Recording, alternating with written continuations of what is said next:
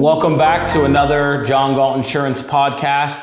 I'm your host, Vice President Kyle Casada. Got my co-host over here, Pete Poggi, CEO, my personal mentor. Welcome again. Glad to be back. Absolutely. I'm really excited about this one. Yeah, we've got Vinny here with us today. A little bit different of a story. We got you were the first one to come through that John Galt Internship program. 19 years old you started, right? 18 years old. Welcome.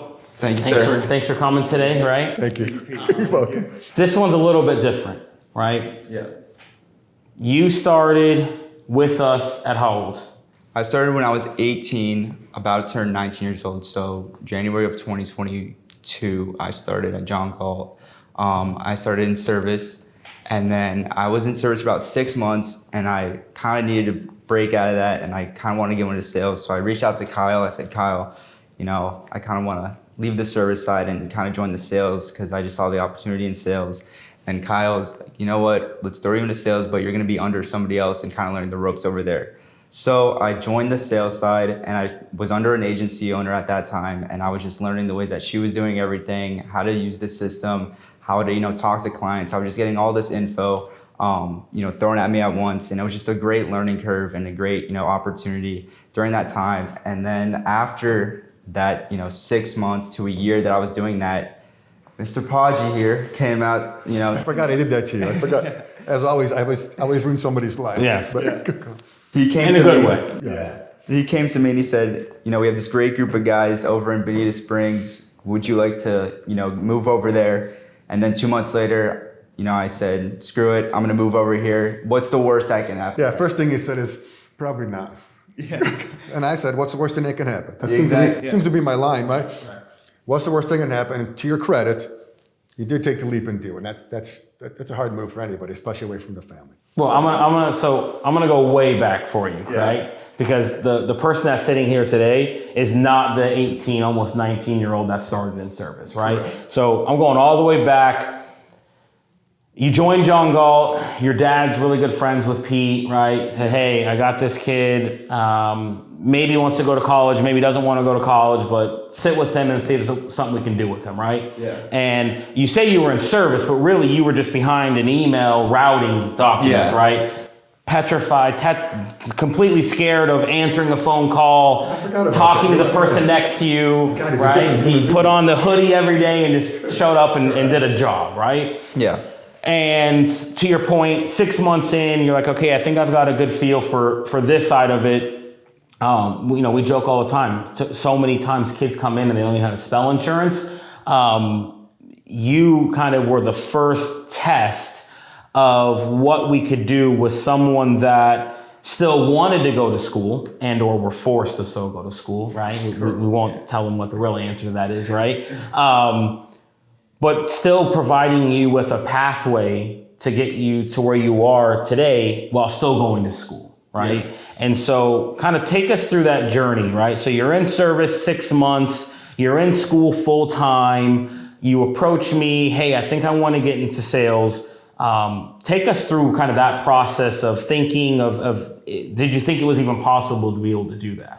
Well, I definitely thought it was possible because I just know my limits and who I am as a person, right? I don't want to be that guy just sitting behind emails my entire life. Right. So I was going to school full time, community college, kind of just fully online, sometimes going to school, sometimes not. And it really just kind of wasn't for me because there's no money. At the time, you're not making any money, you're just learning, a couple classes. And then when I came to Kyle, I just wanted to see what I could do as a person, what my breakthrough was going to be. And, when he put me into the sales side, I really didn't know what to expect. But at the end of it, looking back on it, it was probably one of the best, choices I ever made because, maybe not even right now, I wouldn't be in the position or even still with the company if I was still that guy sitting behind the emails and nobody knew what my face or who I was. So you come to me like, hey, I want to go to sales, but I'm still going to go to college. Yeah. I'm like, okay, well, let's put you on one of the outside offices, right? At that point, you actually left corporate, right? And you go to work for an outside agency with an agency owner that followed the path, created her own success, right, within the agency, and said, you know what, give me this young kid, I'm going to bring him in under my wing, right?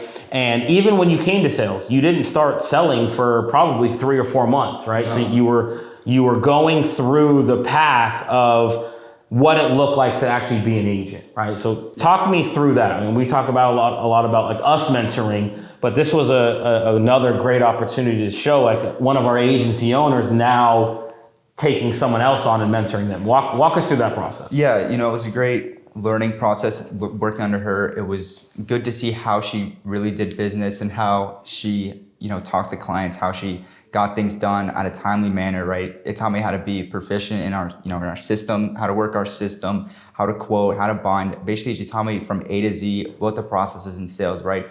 The boot camp and everything is great, but once you get out on that sales floor, it's not totally different, but it's just having that experience of actually talking to the client, actually seeing how, how it works from A to Z. It's a great, learning experience, and learning that from 3 or 4 months, put me in the position to do my own quoting, do my own binding, and it really set me up for the future of how to be organized within the system. Right. And during that process, that wasn't even rainbows and butterflies, right? I can't tell you how many times we've had a conversation where she would call me and said, this kid will not listen, this kid will not. And it was so many side conversations. I'm like, Vinny, I know you can do this, man. Like, you got to just, and I think a lot of it, and I think even like you said, knowing yourself and knowing you were so anxious and ready to do it that you were rushing the process versus really making that process and becoming an expert in that process, right? And so her mentoring you, and we talk about Pete giving tough love to a lot of people. She also gave you some tough love, and you grew up really right in front of our eyes. You're with that agency for how long? How long are you with that agency? I was in that agency in August of 2022 to actually a year. I was actually in there for a year, right? Okay. At first wasn't doing anything with binding or anything like that, but then I changed into actually quoting for her, doing some of her stuff, actually working with some of the clients within the agency as well. And then after that year, came to Kyle again, and I said, Kyle, I kind of be making a little bit more money. What should I do, right? And Kyle said, get your other license, right? So I had the service license at the time. Then he said, get, the 2044, which is the sales license. So I said, okay. So I studied for about a month, 2 months straight, nonstop, every single day studying, because I actually failed the test twice before this. So so I went and got my license again. It took me about a month to study, passed that, and then that's when I kind of just bridged over to kind of doing my, my own thing. And then 3 months as being in the Fort Lauderdale office and on the East Coast, that's when Pete came to me and said, do you want to make the move? So that's why I'm here, and now I'm getting mentored under Tyler, and it's been a great experience so far. And since you're in our group talking about this, and it's you, tell us about $1 Million Producer Training. Yeah. How many times you went through and when it clicked, because it's going to happen to other people, and I want them to hear that. So I went into $1 Million Producer Training 3 times. When I got out of service, and then when I was midway through working under that other agent in the Fort Lauderdale office, that's when I went through it twice, and then another time when I became an agent, I went through it 3 times. First time, I really thought to myself, I'm really not going to be using this. And him himself said, and I was just kind of just learning still. Second time, it was clicking a little better. And then the third time, that's when I actually clicked. And that's why I started, going out, showing my face, making those calls, doing what I need to do to set myself up for when I move over here. And then when I actually moved over here, that's when it really clicked. And that's when I really started to see the influx of business and seeing the influx of getting those new referral partners and those relationships. And I would say, a little bit of a testament to you of, one of your first hesitations when you came out of that MVP training, even that third time, you were really still only 19, 20 years old, right? Yeah. And you're like, okay, I get it. I've got to go and build these relationships with these realtors and these mortgage brokers and these people that on paper look like they're more successful than me. And I'm just here as a 20-year-old or 19-year-old kid. Kind of walk us through you being able to get through that hurdle of making that call, making that appointment, and showing up with the baby face. And it's normal to be scared. That's to everyone. So my first ever cold call, the guy picked up and I hung up immediately because I just you hung up on yourself. Yeah, I hung up on myself. My face went white and I was like a ghost, and I just hung up, and that was it. But a lot of people, especially my age, right, they always have this fear of, I'm the young guy. What are these people that are older than me? Are they going to respect me? Are they going to give me that respect, give me those opportunities as someone who's been in the field for me a little longer, or those people that have more of an age gap on me? And I say that's complete BS, right? That is complete BS, because if you show your face out there, you show that you're hardworking, you show that, your referral partners that you put in the time, you put in the work, and you put in, you work show, right? Proof is in the pudding. You put that work in and you show it, they will respect you and they will 100% be your advocate. Right. And so how many calls did it take you to actually buy into what you just said? Probably 200. Yeah. And so when you made those calls and you started to actually believe that you could do this, when do you think that momentum really took course? When did that finally click for you to say, you know what, I can do this, I can become an agency owner, and people are going to take me seriously? When do you think that happened?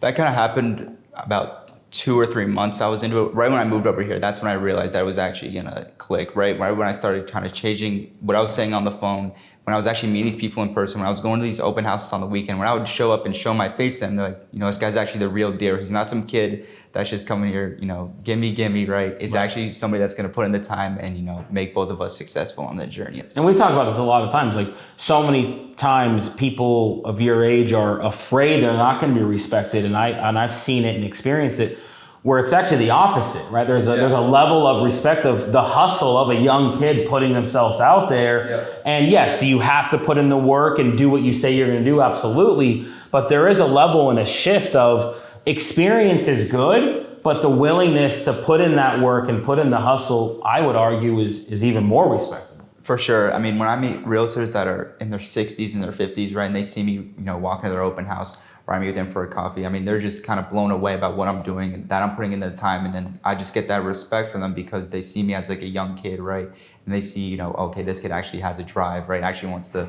work with me, whatever. So that's why, I see like there is a respect thing when you are younger, trying to meet with these people that have been in the field for, 20 plus years. Well, I think there's a little bit of, they see their younger selves in you, like, you know what? Like, And they want to help you. Right. So, big thing, right? You got the audience out there. I mean, you're barely even legal to drink now, right? I think you just turned 21. So take me back to 19-year-old Vinny. I'm sitting in the audience right now. What would you say to me if I'm sitting in class or I'm working a part-time job on making the leap, betting on myself, and joining this specific John Galt Internship program that we have? What would you tell them? What I'll tell them is this: if you're going out there and you're sitting in class for 8, 9 hours a day, how many hours you put into class, why would you not want to just leave that, right? And kind of just, you could still do it, right? Doing the internship, kind of what I did, still making money on the side, but after that goes away, right? Why don't you just put in the time and betting on yourself, trying to grow in your own business, etc., for a future where you don't have to be on a salary all your whole entire life, work under somebody else. You can have the opportunity at a young age, join with us, and then you can, in the future, reap what you sow, basically, and see what you did to put in the work to actually grow your agency. So that's all, I appreciate that, and that's all great, rainbows and butterflies, right? But even yourself at 19, fear is a big factor, right? So what's something you would tell them to help them kind of get over that fear to take that initial leap? The thing that I did to get over my fear, I kind of just blocked it out of me mentally. I knew that, I had it in myself to, get to the position where I am right now. There is going to be, myself, I've had to make over probably 1,000 cold calls. There's going to be trial and error, especially within this business, but you just have to be consistent. Consistency is key. If you just give up within the first 2 months, you're never going to make anything in life, basically, because you basically just don't even try at doing anything longer than, a couple of months. So what I would say to them is you just have to block out that fear that, you're going to make it, you're going to actually be successful, right? Even if this doesn't work out, you could probably still go back to college. Your parents are probably forcing you to go anyways. So. Sounds familiar. Yeah. So obviously mentorship is a big thing that we pride ourselves on, and putting you around people that have done this before you, right? Kind of walk us through or tell us about your experience so far, from service, from myself, from the agency owner, now from Tyler. do you think you would be where you are at now without that? I do not. I mean, the mentorship that I've gone from ever since I started coming here when I was 18 years old to now, without, I think, the mentorship, I don't think I'd be here where I'm at, right? And that's, what you guys have taught me throughout that whole time I've been here is kind of what set myself up to be where I'm at, right? The mentorship from being with the agency owner in Fort Lauderdale, right? Being under her taught me to transition to being a sales agent over here, which now with Tyler is positioning me into being an agency owner now, right? So it's a whole domino effect of, okay, Kyle getting me sales, agency owner in Fort Lauderdale getting me the actual salesman, actually putting myself out there. And now to Tyler being, okay, now you're gonna become an agency owner. So now the mentorship from A to Z has been, phenomenal process so far. And I think without the mentorship, you're gonna sink instead of float. So, yeah. Awesome. You like that one? I like it. I want to go off the subject before you close. When are open houses usually? Open houses are on Saturday and Sunday. So you have to work weekends sometime. Correct. This is near and dear to my heart because I remember when we were talking about open houses, whose voice did you hear about open houses? Do you remember in the class from MDP? Yeah. Was it mine? No, you said this.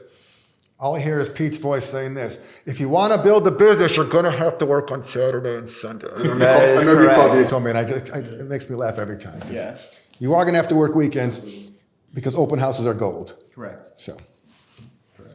All right. Well, we really appreciate you sharing your story. Looking forward to your continued success, and Thank you. really excited to have you on the team and continue to be here to support you. Thank you, guys. All right. Well, thank you guys, and Vinny, thank you. Thank you. Don't be afraid to drop out of school. Come and join Vinny.